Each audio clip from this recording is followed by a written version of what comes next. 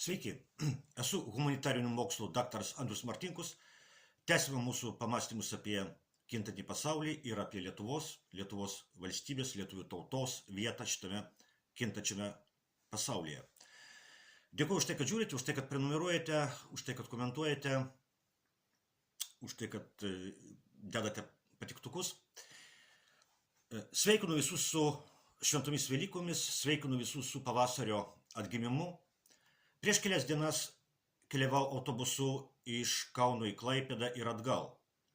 Iš tikrųjų yra ką pamatyti, jei atidžiai stebėti vaizdą pro autobuso langą, o ne vien žiūrėti į telefono ar kompiuterio ekraną. Turiu omenyje Lietuvos gamtą, kraštovaizdį, žvėris ir paukščius. Keliose vietose mačiau elnius ir stirnas, laukose jau vaikšto gandrai ir gervės. Į Lietuvą sugrįžta ir kiti paukščiai. Sugrįžta tam, kad išperėtų ir užaugintų savo vaikus. Sugrįžta į Lietuvą, kurioje praėjusiais metais gimė rekordiškai mažai vaikų. Mažiausiai per visą gimstamumo statistikos fiksavimo istoriją. Taip, būtent, mažiausiai per visą gimstamumo statistikos fiksavimo istoriją. Užtat Lietuvos valdžia tvirtai apsisprendė statyti naują poligoną Kapčiamiestyje. Kas bendro tarp Lietuvos demografinės katastrofos ir naujo poligono statybos? Bendra yra mirties kultūra, kurią aptarnauja globalistinis Lietuvos režimas. Aišku, galima guostis to, kad demografinę katastrofą išgyvena ne tik Lietuva. Galima guostis to, kad, pavyzdžiui, Italijoje ir Ispanijoje, tokiose šalyse, kurios anksčiau garsėjo gausiomis šeimomis, taigi Italijoje ir Ispanijoje gimstamumas yra toks pat žemas kaip Lietuvoje. Taip yra iš tikrųjų. Kinijoje gimstamumas yra toks pat žemas kaip Lietuvoje, o Pietų Korėjoje gimstamumas dar žemesnis nei Lietuvoje. Tačiau yra vienas bet. Bet Kinijoje gyvena milijardas žmonių. Italijoje, Ispanijoje ir Pietų Korėjoje gyvena kelios dešimtis milijonų žmonių. O Lietuvoje per pastarosius 36 metus nuo vadinamosios nepriklausomybės atkūrimo žmonių sumažėjo beveik 1/3. Skirtingai nuo didžiųjų valstybių, Lietuva turi daug mažiau istorinio laiko gydyti savo demografinės žaizdas. Kol Italija ar Ispanija demografiškai kraujuoja, Lietuva gali nukraujuoti mirtinai. Šiuo metu lietuviai yra viena iš sparčiausiai pasaulyje nykstančių tautų, tarp tų tautų, kurios turi savo valstybės. Yra tautų, kurios neturi savo valstybių ir nyksta. Tai būtų liūdna, tai yra liūdna, bet tai yra kaip ir savaime suprantama. Tautos neturi savo valstybių ir nyksta. Bet lietuviai turi savo valstybę. Ir toje valstybėje lietuvių tauta nuolat mažėja, nuolat traukiasi pastaruosius 36 metus. Traukiasi iš istorijos. Turime paradoksalią ir skandalingą istorinę situaciją.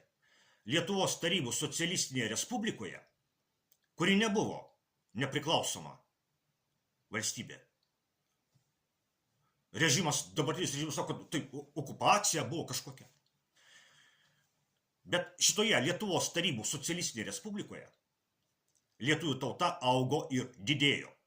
O vadinamoje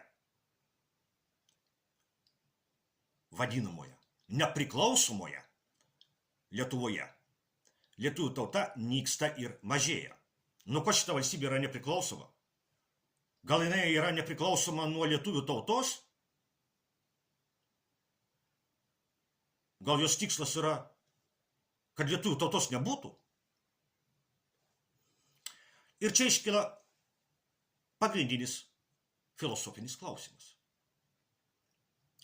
O tai gerai ar blogai, kad lietuvių tauta Lietuvos valstybėje nyksta ir mažėja? Gal čia tik man blogai? Ir kai kuriems, kurie mane klauso? Gal mes kokie nors išsigimėliai? Gal iš tikrųjų čia nėra jokios problemos? Juk Vytauto Landsbergio gerbėjai Nijolė Oželytė sakė, kad po 100 metų Lietuva išnyks ir tai, pasak jos, bus gerai. Ir ne tik Nijolė Oželytė taip sako, daug kas taip sako, kad viskas Lietuvoje yra gerai. Lietuviai niekada taip gerai negyveno kaip dabar. Blogai yra kai kurie niuansai. Blogai tik tai, kad Žemaitaičiui nepatinka Putino sperma. Atsiprašau. Blogai tai, kad Žemaitaičiui patinka Putino sperma. Tai yra blogai, kad Žemaitaičiui patinka Putino sperma.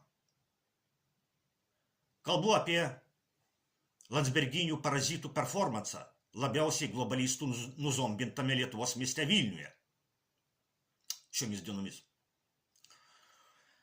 Iš tikrųjų, globalistams tautos ir tautų nacionaliniai interesai nėra vertybės.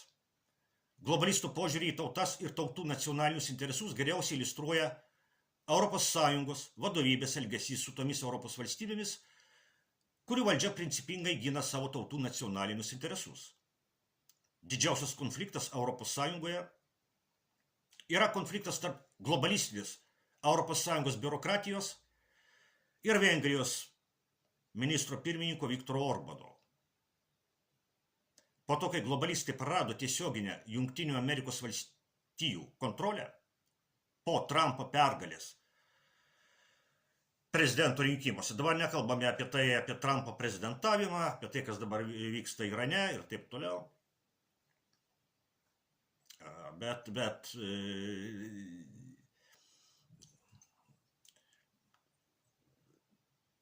po Trumpo pergalės globalistai prarado tiesioginę Jungtinių Amerikos valstijų kontrolę. Taigi, kai jie prarado šitą tiesioginę Jungtinių Amerikos valstijų kontrolę, būtent ES tapo pagrindiniu globalistų įrankiu jų pasauliniuose kėsluose.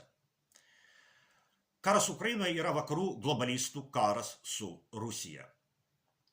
Todėl šitame kare ES globalistai aukoja Europos tautų nacionalinius interesus vardan jų pergalės prieš Rusiją. Pavyzdžiui, Europos valstybėms ir daugumą jų piliečių būtų naudingas bendradarbiavimas su Rusija jau vien dėl pigių Rusijos dujų. Bet ES globalistai, kurie kariauja su Rusija Ukrainoje, atsisako Rusijos dujų ir kenkia Europos valstybių ekonomikoms. O tai reiškia kenkia Europos tautoms. Tai tik vienas banalus pavyzdys to, kaip Europos globalistai kenkia Europos tautoms. Lietuvos režimas yra vienas labiausiai globalistų užvaldytų režimų Europoje. Todėl Lietuvos režimas yra vienas labiausiai nacionalinių interesų nepaisančių režimų Europoje. Todėl lietuvių tautai taip sunkiai sekasi išgyventi Lietuvos valstybėje. Todėl lietuvių tauta nyksta ir mažėja Lietuvos valstybėje. Todėl Lietuvos režimui daug svarbiau už lietuvių tautos klestėjimą yra naujo poligono statyba. Nes tikslas, Lietuvos režimo tikslas, globalistinio Lietuvos režimo tikslas, yra ne lietuvių tautos gerovė Lietuvos valstybėje. Tikslas yra nugalėti Rusiją. Nugalėti Rusiją Ukrainoje. Kol kas. O jei Ukrainoje nepavyktų nugalėti Rusijos, jei Ukraina pasibaigtų, su Rusija reikėtų kariauti kažkur kitur, nes juk Rusiją reikia nugalėti bet kokiu atveju.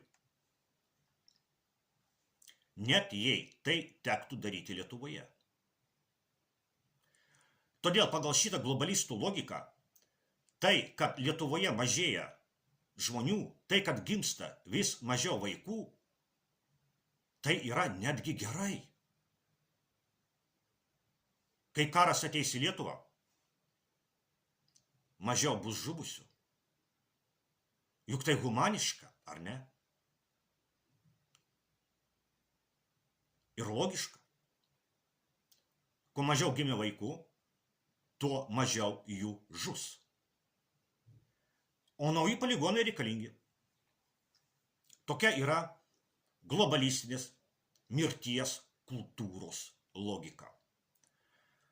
Lietuvių mąstytojas Vydūnas sakė, kad tautos egzistuoja ne šiaip savo.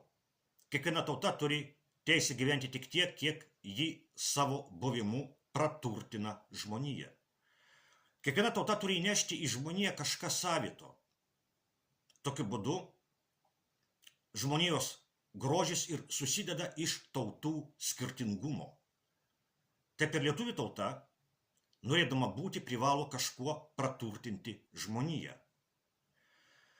Vienas iš tokių dalykų, vienas iš tokių lietuvių tautos įnašų į bendrą žmonijos lobyną be abejo yra pati lietuvių kalba, kuri yra seniausia iš dabar egzistuojančių indoeuropiečių kalbų. Jeigu Lietuvos režimas tarnautų gyvybės kultūrai, tai kultūrai, kurie atstovavo tas pats Vydūnas. Jeigu Lietuvos režimas tarnautų gyvybės kultūrai, jis dėtų pastangas, kad lietuvių kalbos nešėjų Lietuvoje daugėtų. Deja, globalistinis Lietuvos režimas tarnauja ne gyvybės, o mirties kultūrai. Todėl Lietuvoje lietuvių kalbos mažėja, o poligonų daugėja.